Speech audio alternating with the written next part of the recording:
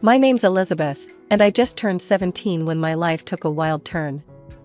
Let me paint you a picture of my family. On the surface, we seemed decent enough. Dad worked his ass off, and Mom stayed home. I had a little sister, Amy, who was 12 years younger than me. Dad was a big shop manager at this company that belonged to my maternal grandmother. Grandma was a real go-getter. She started with a chain of laundromats, then expanded into making household chemicals and detergents for laundries. When she decided to retire, she offered the business to Mom. But she wasn't interested. So Dad stepped up and took over the company. That's when things started to get complicated. I remember the day it all went to shit. I was in my room, trying to focus on homework, when I heard Mom screaming at Dad downstairs. "You're nothing but a loser, John. This is my house, my family's business. You should be grateful I even let you run it." Things got worse over the next few weeks. Mom and Dad barely spoke to each other, and when they did, it usually ended in a shouting match. I tried to keep Amy distracted, but even at 5, she knew something was wrong. Then came the day that changed everything. I came home from school to find Dad in the living room, a suitcase at his feet. "Dad?" My voice cracked. "What's going on?" He walked over to me, pulling me into a tight hug. "I'm sorry, sweetheart. I can't stay here anymore. It's not good for anyone." I felt like I couldn't breathe. But what about Amy? What about me? Dad pulled back, his eyes shiny with unshed tears. "I love you both so much. Never forget that. But sometimes love isn't enough." He kissed my forehead, then walked over to Amy, who was watching us with wide, confused eyes. He knelt down, hugging her tightly. "Be good for your big sister, okay, pumpkin?" And just like that, he was gone. The door closed behind him with a finality that left me feeling hollow. Mom came home an hour later. When I told her Dad had left, she didn't seem surprised. She just nodded, like she'd been expecting it. "Good riddance," she muttered. "Mom, I couldn't believe what I was hearing." "How can you say that?" She turned to me, her eyes hard. "Your father cheated on me, Elizabeth. Multiple times. I couldn't take it anymore." That night, as I lay in bed, I could hear Mom on the phone in her room. She was laughing, sounding happier than I'd heard her in months. I wondered who she was talking to, but I was too exhausted to care. Just when I thought things couldn't get any more complicated after Dad left, Mom dropped another bombshell on us. "Girls," she announced one morning over breakfast, "I have some news. I'm getting married." I nearly choked on my cereal. "What? Mom, Dad's only been gone for 2 months." She waved her hand dismissively. "Sometimes, true love comes unexpectedly, Elizabeth. You'll understand when you're older." Robert moved in a week later. He was, okay, I guess. Tall, good-looking in that generic way that makes people say, "Oh, he seems nice." But something about him rubbed me the wrong way from the start. He made an effort with Amy, playing games with her and helping her with her homework. But with me? It was like I barely existed. Meanwhile, changes were happening at the company too. Mom had taken over after Dad left, and she brought Robert in to work with her. They seemed to make a good team, always huddled together, discussing business strategies. I tried to focus on my own life, school, friends, the usual teenage stuff. But it was hard to ignore the nagging feeling that I was becoming invisible in my own family. Things came to a head when Mom and Robert announced they were opening a new branch of the company in another city. "We're moving," Mom told me one evening. "It's a great opportunity for the business. As for you, Robert and I have been talking, and we think it might be best if you stay here." I couldn't believe what I was hearing. "Stay here? Without you?" "It's just that the new house won't have much space," she explained hurriedly. "And you're almost done with school. It wouldn't make sense to transfer now, right before your exams." I felt like I'd been punched in the gut. "So where am I supposed to live? On the street?" Don't be dramatic, Elizabeth, Mom scolded. You'll stay with your grandmother. She's already agreed to it. I stormed off to my room, slamming the door behind me. As I lay on my bed, hot tears of anger and hurt streaming down my face, I couldn't help but wonder, when did I become such an inconvenience to my own mother? The next few weeks were a blur of packing boxes and tearful goodbyes, not from me, but from Amy, who didn't want to leave her friends. I helped her pack, trying to put on a brave face for her sake. Will you come visit us, Lizzie? She asked, her big brown eyes full of tears. I hugged her tightly. Of course I will, squirt. You can't get rid of me that easily. The day they left, I stood on the porch with Grandma, watching as the moving van pulled away. Mom gave me a quick hug, Robert nodded awkwardly, and then they were gone, taking Amy with them. Living with Grandma wasn't as bad as I'd feared. She was cool in her own way, giving me space when I needed it, but always there with a cup of tea and a listening ear when I wanted to talk. Still, it wasn't home. My 18th birthday rolled around faster than I expected. I woke up that morning feeling weird. Like I should be excited, but all I felt was empty. Mom called, of course. Happy birthday, sweetie. Her voice was bright, almost too cheery. I'm sorry we can't be there. Work's just crazy right now. We'll celebrate when we visit next month, okay? I knew we wouldn't. They hadn't visited once since they left. Sure, Mom. Sounds great. Grandma must have sensed my mood because she went all out. She let me invite a few friends over, ordered my favorite food, even baked a cake herself. For a few hours, I almost forgot about everything else. The next morning, Grandma called me into her home office. She had the serious look on her face that made my stomach clench. Sit down, Elizabeth, she said, gesturing to the chair across from her desk. We need to talk. Oh God, I thought. She's kicking me out. Where am I gonna go? But then she smiled, reached into her desk drawer, and pulled out a small folder. Happy birthday, sweetheart. Open it. I did, and nearly dropped it when I realized what I was looking at. Grandma, is this? She nodded, her eyes twinkling. The company is yours now, Elizabeth. I see potential in you, kiddo. You've got a good head on your shoulders, and I know you'll do right by the business. But Mom and Robert, they're running it now. Grandma's face hardened slightly. They're running a branch. The main company, the heart of it all, that's yours now. I sat there, stunned. Me, barely 18, owner of a multi-million-dollar company? It felt like a dream. Or a nightmare. I don't know what to say. Grandma reached across the desk, squeezing my hand. You don't have to say anything. Just promise me you'll give it your all. I nodded, still in shock. I will. I promise. She sat back, satisfied. Good. Now, I've got one more piece of advice for you, and I want you to listen carefully. I leaned in, hanging on her every word. Call your father. There's more to that story than you know. Talk to him. Take him on as a consultant if you want. But hear him out. It took me a week to work up the courage to call Dad. We agreed to meet at a small cafe downtown. When I saw him, my heart clenched. He looked older, tired, but his eyes lit up when he saw me. There was an awkward silence. Then, suddenly, everything came pouring out. The divorce, Mom's remarriage, the move, Grandma's gift. Dad listened, his face a mix of emotions. When I finished, he took a deep breath. Lizzie, there's something you need to know about the divorce. And then he told me everything. How Mom had never respected him, constantly nagging and putting him down. How she called him a loser, made him feel worthless. How, after one particularly bad fight, he'd gotten drunk and made the biggest mistake of his life. I cheated on her, he admitted, his voice heavy with shame. Once. I regretted it immediately, but your mother, she used it against me.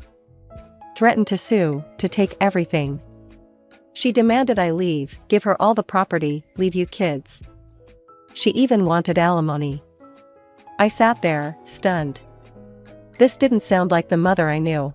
Or thought I knew. Why didn't you fight it? I asked. Dad's eyes met mine, full of sadness and love. Because of you and Amy. I didn't want you to go through a messy, public divorce. I thought it would be easier this way. As we talked, I felt a weight lifting off my chest. For the first time in a long time, I felt like I had my dad back. Before we left, I took a deep breath and asked, Dad, how would you feel about helping me with the company? As a consultant? The smile that spread across his face was answer enough. The months flew by in a whirlwind of studying, exams, and late-night cram sessions. Before I knew it, I was standing on the stage at my high school graduation, diploma in hand. Grandma was in the audience, beaming with pride. Mom and Robert were conspicuously absent, but I'd learned not to expect much from that quarter. As summer rolled in, I threw myself into college applications. With Grandma's encouragement and Dad's long-distance support, I set my sights high. When the acceptance letters started rolling in, I could hardly believe it. But the real shocker came when I got the financial aid package from my top choice. Full ride, I breathed, staring at the letter in disbelief. Grandma whooped, pulling me into a bear hug. I knew you could do it, kiddo. All those late nights and competitions paid off. I'd chosen to major in business management. It seemed like the smart choice, given that I now had a company to run.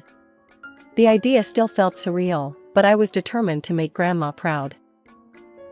To celebrate my college acceptance, Grandma insisted on throwing a little party. Just the two of us, some fancy takeout, and a bottle of sparkling cider. Grandma wasn't about to let me drink champagne, even if I was legally an adult now. We were halfway through our meal when the doorbell rang. Grandma frowned, clearly not expecting anyone. I'll get it, I said, putting down my fork. I opened the door and felt my stomach drop. There, looking annoyed and impatient, stood my mother and Robert. Before I could say anything, they brushed past me into the house. Mom didn't bother with pleasantries. Mother, we need to talk about the company. Now. I watched, stunned, as Mom launched into a tirade. She didn't even glance my way, didn't ask about graduation or college. It was like I wasn't even there. Why can't we access the main accounts, she demanded. And why are you blocking the transfer of capital to our subsidiary? Grandma's eyes narrowed. Because it's not your decision to make anymore, Helen. The company belongs to Elizabeth now. She's the one who'll decide its future and manage its finances. The room went dead silent. The tension in the room was palpable after Grandma's revelation about the company. I watched as a series of emotions flashed across Mom's face, shock, anger, and then, calculation. Suddenly, her entire demeanor changed.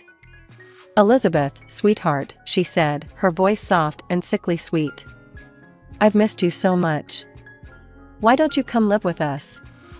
I blinked, caught off guard by this sudden change. Mom stepped closer, reaching out as if to touch my arm. I instinctively stepped back. We've settled in so nicely in the new city. We have a beautiful house, and there's a room just for you. We could set up a desk, get you a new computer for your studies and work. No, Mom, I said, my voice steady. I'm happy here. I have my friends, my school. And Grandma needs me. Mom's smile faltered for a second before she rallied. Well, if that's the issue, we could always move back here. We could live in our old house, just like before. Wouldn't that be nice? I shook my head. It's not about the house, Mom. It's everything. I saw the anger building in her eyes, barely contained. Before she could speak, I decided to ask the question that had been burning inside me for months. Mom, why did you really divorce Dad? She stiffened, caught off guard. Well, your father, he cheated on me. Multiple times. I was tired of it. He abandoned us for his mistress, didn't even pay alimony. That's not true, I said. Dad told me everything. There was only one time, and it was because of how you treated him. He didn't abandon us, you kicked him out. And he's been paying alimony regularly. Mom's face contorted with rage. How dare you? You ungrateful little brat. You have no right to meddle in my personal life. Everything here belongs to me, and I decide who lives where. Grandma, who had been quietly watching this exchange, finally stepped forward. Her voice was calm but filled with a steel I'd never heard before. That's quite enough, Helen, she said. You seem to have forgotten a few key points. This house? The company? They belong to me, not you. I gave the company to Elizabeth because I trust her judgment far more than I trust yours right now. I think it's time for you to leave. I watched, a mix of emotions swirling in my chest, as Grandma firmly ushered Mom and Robert out of the house. The door closed behind them with a final sounding click. As we stood there, I felt a strange mix of sadness and relief wash over me. I'd lost something today, the last illusions I had about my mother. But I'd gained something too. A certainty about my path forward, and the knowledge that I wasn't alone on it. What now? I asked, my voice muffled against Grandma's shoulder. She pulled back, giving me a small smile. Now we get back to celebrating your college acceptance. And tomorrow, we start planning for your future, your real future, not the one your mother tried to force on you. The morning after the confrontation with Mom and Robert, I woke up to the sound of voices downstairs. Curious, I crept down the stairs and peeked into the living room. To my surprise, I saw Dad sitting on the couch, deep in conversation with Grandma. As I sat down next to them, Grandma explained why she'd called Dad over. I've been thinking about Amy, she said. Your mother, well, I'm not sure she's in the best position to care for her right now. I've suggested that your father seek custody of Amy. I felt a surge of hope. Really? Dad, are you going to do it? He ran a hand through his hair, looking both nervous and determined. Yeah, I am. It won't be easy, but Amy deserves better than what she's getting right now. I couldn't help it, I threw my arms around him. Thank you, Dad.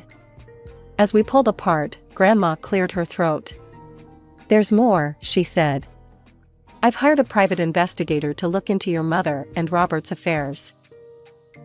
Over the next few weeks, life fell into a strange new rhythm. I started my college classes, throwing myself into my studies with a determination I'd never felt before. Dad came over regularly, and we worked on rebuilding our relationship. It felt good, having him back in my life. Then, about 3 weeks after that morning conversation, Grandma called us both over. Her face was grave as we sat down. The investigator's report came in, she said without preamble. And, well, it's worse than we thought. She laid out the facts, each one hitting like a punch to the gut. Mom had been cheating on Dad for years, long before the divorce. Her affair with Robert had started while she was still married to Dad. There were hotel receipts, records of expensive gifts, all painting a damning picture. But that wasn't even the worst of it. Robert is a con man, Grandma said, her voice hard. He's done this before, seducing wealthy women, convincing them to move assets around, and then disappearing with the money. I felt sick. So when they wanted to move the company's capital? Grandma nodded. Exactly. He was planning to steal it all and run. We sat in silence for a moment, each lost in our own thoughts. Finally, Grandma said that we needed to confront Mom with the truth. The meeting was set for the next day. Mom arrived at Grandma's house looking annoyed and impatient. Her expression changed to one of surprise when she saw Dad there too. What followed was one of the most painful conversations I've ever been part of. Grandma laid out all the evidence, the affair, Robert's history of fraud, his plans to steal from the company. With each revelation, I watched my mother's face, hoping to see some sign of remorse or understanding. Instead, all I saw was denial. This is ridiculous, Mom sputtered. Robert loves me. He would never. You're all just jealous of our happiness. Dad tried to reason with her. Helen, please. Look at the evidence. Think about Amy. Is this really the kind of man you want around our daughter? But Mom wouldn't hear it. She stood up, her face flushed with anger. I don't have to listen to this. Robert is a good man, and I trust him completely. You're all just trying to ruin my life. With that, she stormed out, slamming the door behind her. As we sat there, I realized something. This wasn't the end. It was just the beginning of what was sure to be a long, difficult battle. But looking at Dad and Grandma, I knew I wasn't facing it alone. The next few months were a whirlwind of legal battles and emotional turmoil. Dad, with Grandma's unwavering support and her lawyer's expertise, filed for custody of Amy. I tried to stay focused on my studies, but it was hard not to get caught up in the drama unfolding around me. The day of the custody hearing arrived, and I insisted on being there. The proceedings were grueling. Mom's lawyer tried to paint Dad as an absent father, but our lawyer came prepared. He presented evidence of Dad's consistent alimony payments, his attempts to stay in touch with us, and the stability of his current living situation. Then came the bombshell, the private investigator's report on Robert's fraudulent past and their plans to embezzle from the company. I watched Mom's face as the evidence was presented. She looked shocked, then angry, then lost. For a moment, I almost felt sorry for her. Almost. When the judge announced his decision, granting Dad full custody of Amy, I felt a mix of relief and sadness. Relief that Amy would be safe, sadness that it had come to this. As we left the courthouse, Amy in Dad's arms, Mom approached us.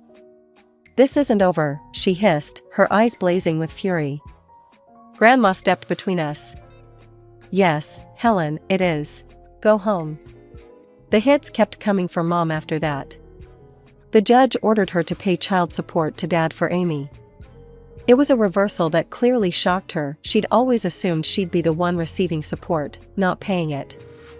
I threw myself into my studies and learning about the company, trying to distance myself from the ongoing drama. But it was hard to ignore the satisfaction I felt when I heard that Robert had left Mom, running off with another woman and a significant chunk of Mom's personal savings. It was a crisp autumn evening when Dad called me, his voice tight with suppressed emotion. Your mother showed up at my place today, he said. She wanted to reconcile. Said she'd made a mistake, that she wanted us to be a family again. My heart clenched. Part of me, a small, childish part, wanted him to say yes. Wanted our family back the way it used to be. But I knew too much now. We'd all been through too much. I told her no, Dad said firmly. I told her that ship had sailed a long time ago, and that I wouldn't put you or Amy through that again. I let out a breath I didn't know I'd been holding. Good, I said, surprised by the strength in my voice. You deserve better, Dad. We all do. There was a pause, and when Dad spoke again, I could hear the smile in his voice. When did you get so wise, Lizzie? I laughed, feeling lighter than I had in months. I learned from the best. As I hung up the phone, I looked around my room at Grandma's house. My textbooks were spread out on the desk, next to a stack of reports from the company. Photos of me with Dad and Amy smiled back at me from the bulletin board. This wasn't the life I'd imagined for myself a year ago. It wasn't perfect, there was still so much to figure out, so many challenges ahead. But it was real. It was mine. I thought about Mom, suddenly alone after all her scheming and manipulations. I felt a twinge of pity, but it was overshadowed by a sense of justice. She'd made her choices, and now she had to live with the consequences.